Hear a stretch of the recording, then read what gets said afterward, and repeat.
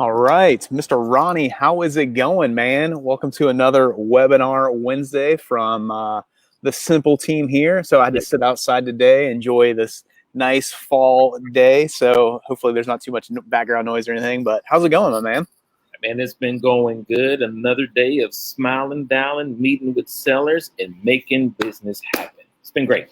That's good. That's good, man. I cannot believe. So tomorrow, fourth quarter starts. So hopefully everybody has had an amazing first three quarters and ready to wrap up this year. It is crazy that we're already getting into 2020, which has been a crazy year already, but we are now getting into the fourth quarter. So hopefully everybody's luck changes a little bit in 2021. We have a better year all the way around, but hopefully your business has gone well this year.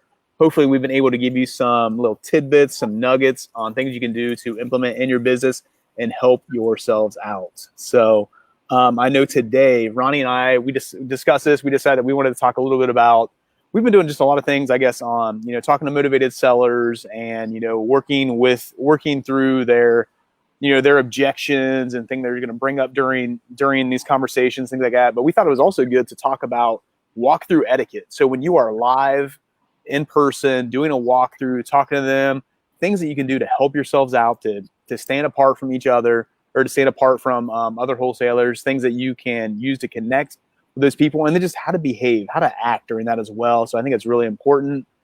So Ronnie, before we get into this, man, what's one thing that people should be able to take away from today and be able to go implement tomorrow off of what we're going to be talking about today? One thing that you definitely should be able to implement is just being able to stay calm throughout of this. Like we want you to be able to do this. Sometimes I know some of you might be making a phone call and you're going to have your first walkthrough maybe tomorrow or this weekend or even Sunday, because we've been doing them on Sundays, but just being able to be able to stay calm and connect. I know that you'll be able to get that from this training today. Awesome stuff. So I know a big part of being able to, have good walkthrough etiquette, being able to going to walk through. Ronnie is going to kind of dig into that here in a second. I'm going to set Ronnie up to be able to talk about that by talking about the setup, because before you go on a walkthrough, before you go out there and do that stuff, it is very important that you need to make sure that you set up that walkthrough appointment and not just set up the time, not just set up the day, that type of thing, but you're going to set it up to the fact of the person that you are going on a walkthrough with, that seller, that property manager, that agent, whoever it is, that you're setting up things with them so they know exactly what's going to happen. Hey, Mr. Ronnie, I'm going to come meet you tomorrow. Thank you so much for allowing me to come walk through your property and to meet you. I am very excited about it. I just want to give you a rundown on what's going on with that. So I'm going to show up. It's just going to be me. I'm going to, I am going to be taking some pictures. I'm going to want to do that. But number one, I'm excited to meet you. Hopefully we can get a chance to just sit down and talk. I can allow it to be an extended time, but if you're time sensitive, we can talk as I walk through the property. I'd love a chance for you to sit down if we can, though, that type of thing. So you're setting up time frame of basically like, hey, if you know it's gonna be a time crunch, hey, I'm just gonna need about 15 minutes to walk through the property, check this out, do that. Or if you do have some time, let them know like, hey, I would love to sit down with you. Would love to have an extended conversation. I'm not going to just check out the property. I'm also going to go check you out. I'm going to make sure that I can talk to you. So, and then just getting back into it, like some of the things I'm going to want to see, like when I look at your house, I am going to want to check under the sinks to check out all the, check out all the plumbing, look at the situation of the water, look at your appliances, look at, the mechanicals, I want to check out the roof as well. So these are some things, typical stuff. I'm sure if you've had some people walk out before, walk the property before, we'll find that out. By throwing that little nugget in, you'll kind of find out like, oh yeah, I had 2 people here yesterday, or oh, I haven't had anybody yet. They'll let you know, they'll correct you, they'll tell you the truth. So throw those little things in there always help. But what you really want to do is you want to set up what you're going to be doing, who's going to be there. So if you're going to have a partner or a buddy or a contractor, an investor, let them know like, hey, it's not going to be just me there. It's going to be me and somebody else. Let them know who that person is, whatever, that type of thing. So I think that's really important. But setting up to just the time frame of how long it's going to take, what they can expect from you. And then the final part of that setup is it comes along with expectations is like, so if I walk through the property and if I make you a cash offer, would you be able to, are you going to be kind of in the means to accept that offer tomorrow? Are you ready to make that next step? Or should I just do the walkthrough and we can talk later about the analysis of the numbers and things? I think it's really important too of not basically showing your hand too early. If they're not ready to make a decision on those numbers, don't give them your number yet. So don't basically give them the ammo. Don't give them, give them the knowledge of what you're going to pay for their property or what their property is worth if they're not ready to accept it yet. So if they are, definitely have that conversation. They're like, oh, well, I might need a little bit of time. I'm not, this is moving kind of fast. I'm not sure what's going on. Hey, that's no problem. We'll do the walkthrough. We'll talk, and then we'll connect in a couple of days and figure that out and stuff. No, that is really good. That's really good feedback, because I just had a conversation with a wholesaler. Now he's like, "Hey, I got a contract. We're ready to go ahead and move." And so then I signed the assignment, and I'm like, day one has went by, day two was by. I said, "Hey, what happened?" And so we talked this morning. He said, "Look," I think I didn't set the right expectations, and I moved too fast." And the seller kind of freaked out and was like, "Whoa, I wasn't ready to close next Friday. I didn't expect to have an offer." So, he kind of admitted in this one, he kind of fumbled a little bit because he didn't set the right expectation and also vet what the seller was ready to commit to. Even though he gave the seller exactly what they said they wanted on the front end, because of the time frames and things happening so fast, he lost the deal and went silent on something that we all agreed on. But it just was moving too fast for the seller. So setting those expectations, as Brian said, so you're rehearsing on the phone what you're going to do in person, really helps things go downstream a lot better. Yeah. So, and I say the next part of this is then, and I'll turn it over to Ronnie too, to kind of talk about what happens like at the actual walkthrough and things. But I just want to throw in one other thing of make sure that, and we talk about this quite often, but your reputation is everything in this business. The way you present yourself, the way that you come across, that is important. Not saying you have to show up in a suit and tie. You don't want to do that, because then you're putting yourself kind of above them in their eyes and things like that's not what you want to do.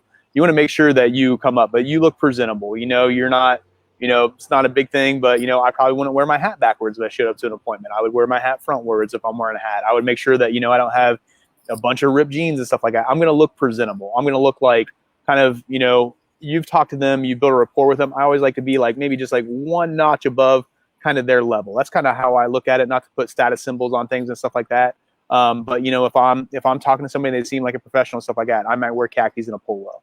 I might wear, maybe jeans and, my like simple wholesaling logo. That's okay and stuff. So keeping those things in mind and knowing where you are, how you're representing yourself, how you're representing your company, and how you're representing them as a seller too. You're there to help them. You're there for them to trust you. So keep those things in mind and stuff. So, but Ronnie, when you get to the door, when you first get there, you set up that appointment, you get there, what are some things that what are some things that you do to make sure that like, man, that this is appropriate etiquette. I'm making sure that I'm connecting with this person. And by the end of this conversation, I'm going to be able to basically put a deal in front of them and see if they're going to accept it or not. Yeah, the first thing I'm doing is obviously I'm greeting myself, but then I'm already starting to just rehash the conversations that we've already had on the phone. Some of those connecting points that we've talked about, even as I'm doing the walkthrough, I am going back and rehearsing some of the things that they told me about. Oh yeah, this is what you told me about the refrigerator that you guys just bought, and then you just ask me, is this refrigerator staying or is it going? Because it looks pretty brand new. Because I'm already complimenting them on some of the things that I'm saying. So that's what I'm doing. I'm already in my head. I have about 2 or 3 different things that I know that we've talked about, and I'm just just going back and relaying that foundation of the conversation in the mode that we already had. The other thing is one of my one big points is don't make a mess.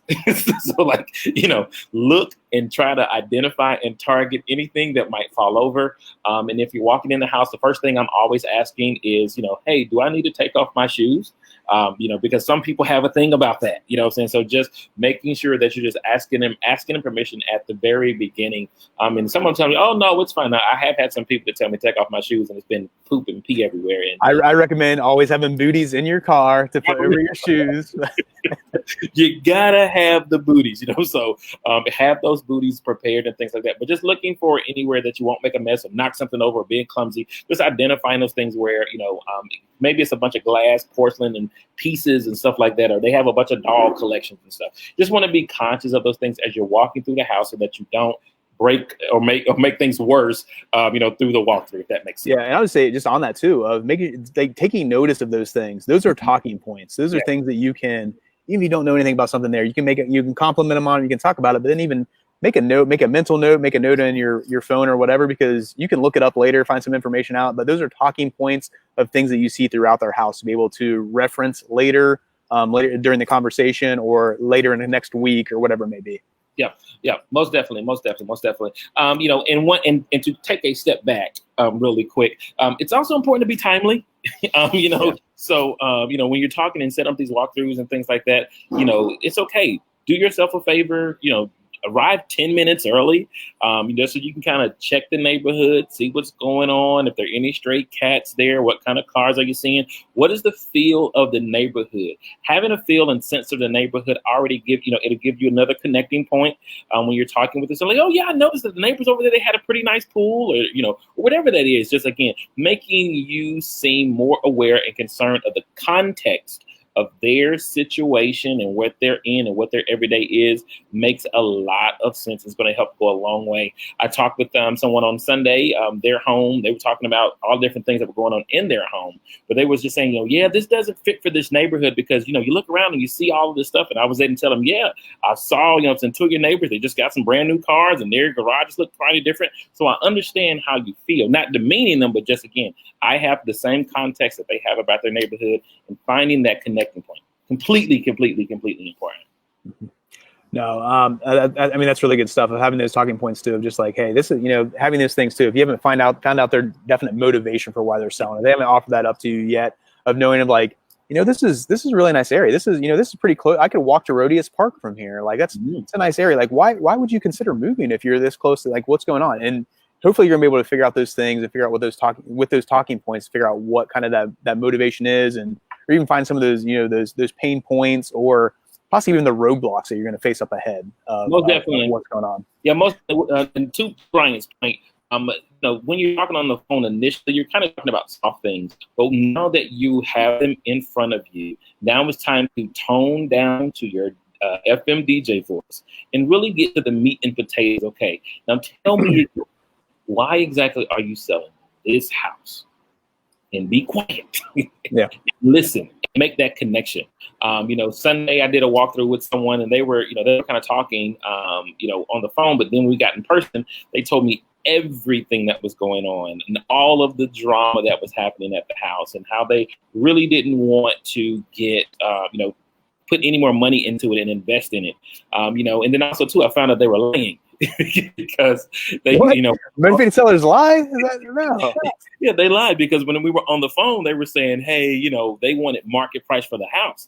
But in listening, I was like, and actually being in the house, and I was able to ask them again, now, are you sure? I said, you said you wanted how much for the house again? I was able to get that information again, but now that I have the same context and information of the property they have, they automatically had went down $20,000.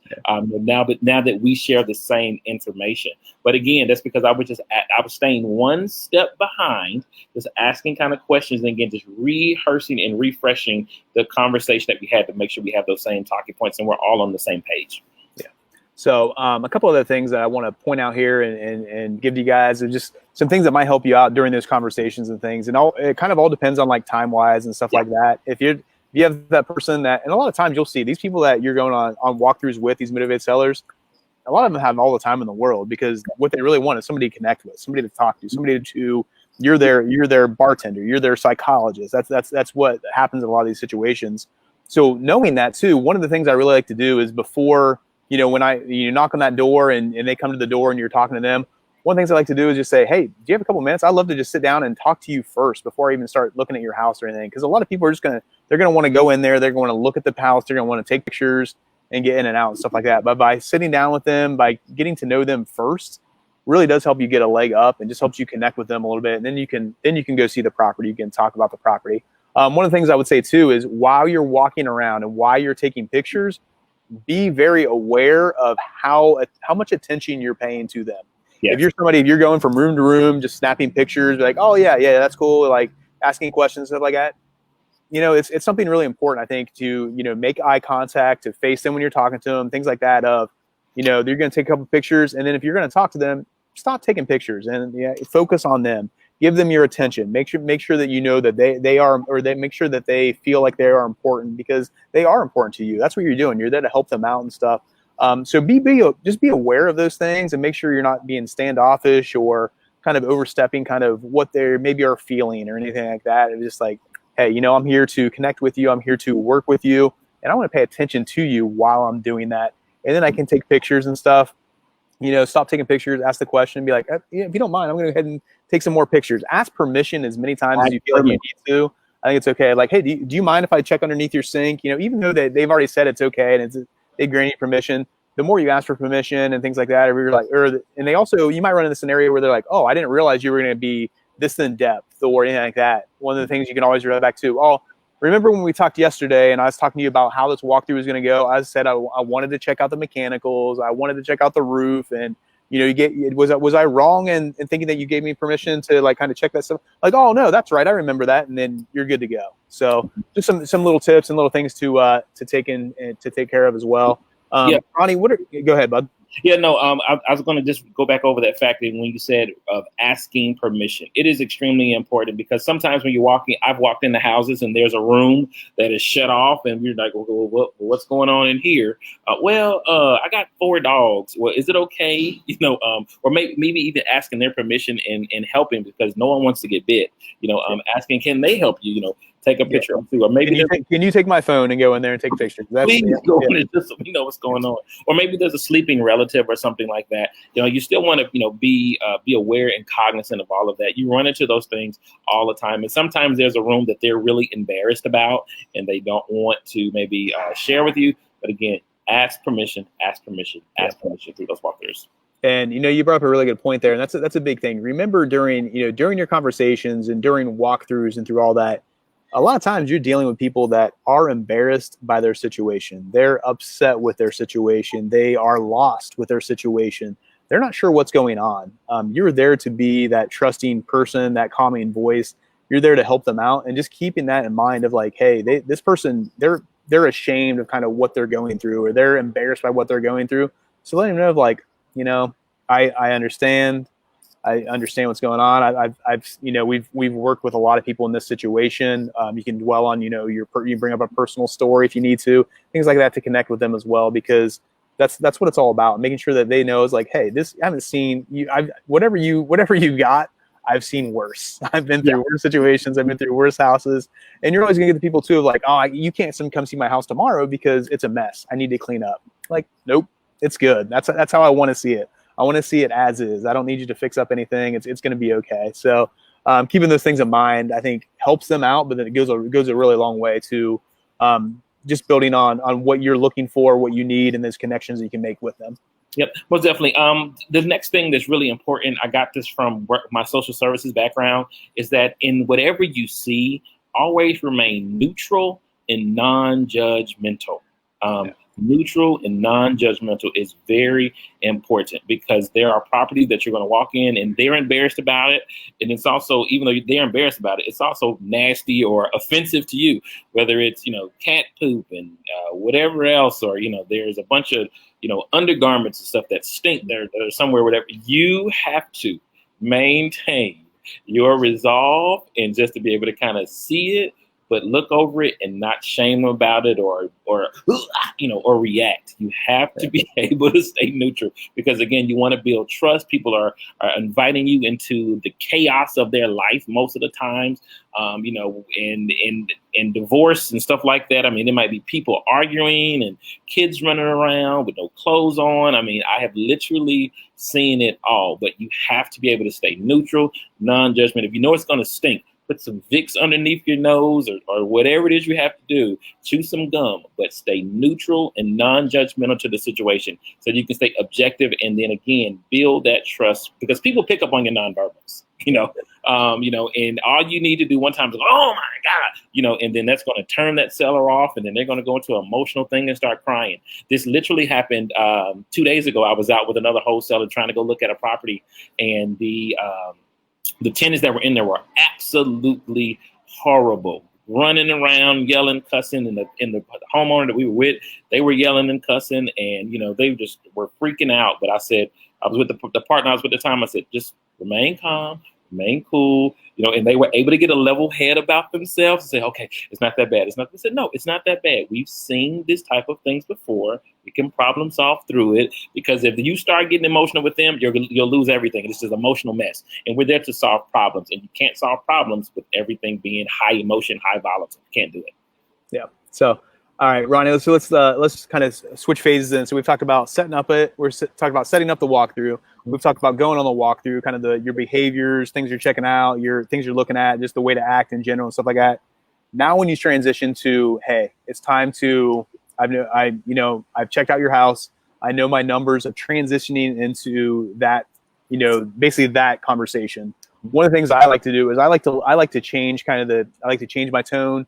Yep. Kind of change the scenery as well. If we're standing in the hallway after the walkthrough, I usually like to go with, hey, is there any way we could go and sit down? If you're ready to have this conversation about what I'm ready to offer, can we go and sit down for this? Or, can we sit on your porch? Or, even if we're outside, can we go back inside? If we're inside, can we go outside? Change the scenery in some way and change my tone so they know that, hey, this is a different conversation. Now we're ready to talk numbers. Now we're ready to talk about the next step. And then coming back to that same thing of asking permission. Hey, Are you okay if we move on to the next step? Are you prepared for that? Are you ready to make a decision if I give you an offer that you like? Do you ask for permission? Can I make you an offer? Are we okay to talk about this next step, or do you need some time, whatever it may be? Kind of coming back to that of, don't give them all your knowledge, don't give them all the ammo until you know that they're ready for it. Mm-hmm. So, Ronnie, what are some tips that you have on that of how to kind of go about a transition into that conversation, and then kind of ways to drop those numbers and things like that to them? No, exactly what you said. Tone of voice, scenery change, if and where applicable. Sometimes you run the situation where sellers can't move, and so we're just changing our voice or either our body language and our position. Maybe we're standing up, now we're sitting down, so just so that, hey, we can be closer and connect, which is really important. And the other thing is, you're just kind of still jabbing to exactly see where they're at. Are they ready for this? Do they have other offers? Somebody else they got to consider. And then at that point, then you should have, a couple of numbers that you're thinking in your head.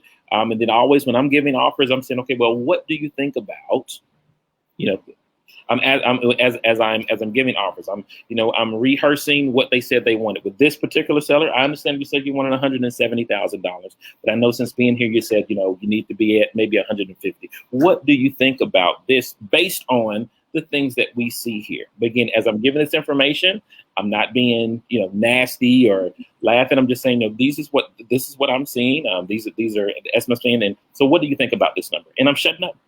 Yeah. Being quiet. So, and then just through all this, remember that every second you're there on that walkthrough, there are chances for you to just kind of set up to where you're eventually, you're going to offer some price, you're going to offer a price lower than what they really want. Yep. Or what they think that they want in their head or whatever it may be. But you have all these opportunities to kind of set that up to where, you're walking through the hall and you notice the hole in their ceiling that looks like it's been patched by their Uncle Jim or whoever it was. But you're saying, oh man, how long has that been like that? Has that been fixed? Do you have you had a professional contractor look at it? You're asking those questions. You're kind of getting to the sense of where they were, where are their pain points with the property, and then putting those little things in, those little landmines in, so they know that later on, you dropped a little bit of they know that oh, there's $100,000 property. Ronnie's pointed out a lot of these things. So, okay, I see that you said that. So I understand why your offer is, $70,000 instead of $100,000 or whatever it may be. Yep. And one of the biggest things that I forgot about is right when you're getting ready to sit down with them, tell them thank you for the opportunity. Yeah. Thank you, John, for allowing me to come and sit, take this time out of your day for me to sit, because it really is a opportunity you need to be thankful for. Whether you get the deal or not, you're going to learn something from. So you at least need to always remain thankful in that as you move into the next transition. So every time you transition to something, tell them thank you. Tell them you appreciate it. You're appreciative of the opportunity. Very, very important. Yeah. Yeah. That's good stuff. That's never underestimate the value of a thank you. Actually, I think I just gave you advice on that today. I'm I can't drop a thank you note, see what happens, man. Right. It's whatever it is. I know, that's something I always used to, do too. Just when you meet with somebody or anything like that, I used to have pre-made thank you notes up and stuff like that. You can drop a little something personal in there and stuff like that, and just mail it to them. So then they're going to get it the next day after you did that walkthrough. You're probably going to have a conversation with them the next day as well. But then if you drop them a thank you note that they get in the mail, or, you know, just even send them a text later that evening, and they thank you so much for, you know, for talking with me and show me your home and things like that. It goes a long way. So great way to connect. So Ronnie, thank you so much for your time, man. Really appreciate it. Great information here. Do you have any one last words of wisdom or nugget that you can give away? Yeah, enjoy the NBA playoffs tonight. You need that in your life.